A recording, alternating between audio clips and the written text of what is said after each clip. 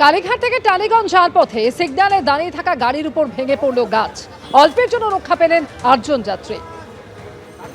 আবহাওয়া দপ্তরের সতর্কতা ছিল আগেই বৃষ্টির সঙ্গে থাকতে পারে ঝোড়ো হাওয়া, আর সেই বৃষ্টির দাপটে রাসবিহারী মোড়ে, দক্ষিণ কলকাতার প্রাণকেন্দ্র রাসবিহারীর মোড়ে সিগন্যালে দাঁড়িয়ে থাকা দুটি গাড়ির ওপরে এইভাবেই ভেঙে পড়লো গাছ এবং দুটি গাড়ি একেবারে গাছের নিচে চাপা পড়ে রয়েছে এবং তার মধ্যে থেকে কোনো রকমে গাড়ির যারা যাত্রীরা ছিলেন তাদেরকে বের করা হয়।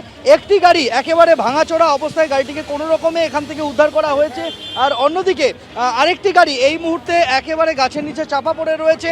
যারা গাড়ির যাত্রীরা ছিলেন তাদেরকে কোনো রকমে এখান থেকে বের করে নিয়ে আসা হয়েছে।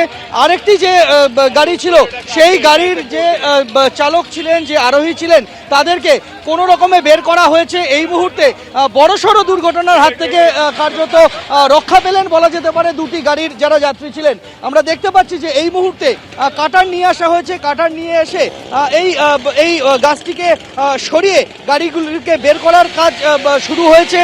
যে সময় প্রবল বৃষ্টির সাথে ঝোড়ো হাওয়া ছিল তখনই এই দুর্ঘটনাটি ঘটে যায় এবং সেই দুর্ঘটনার জেরে এই মুহূর্তে রীতিমতো এখানে যানজটের সৃষ্টি হয় এবং রাস্তার একটা লেন বন্ধ হয়ে যায় এবং তারপরে এই মুহূর্তে সেই গাছকে কেটে গাড়িগুলিকে বের করার প্রক্রিয়া চলছে।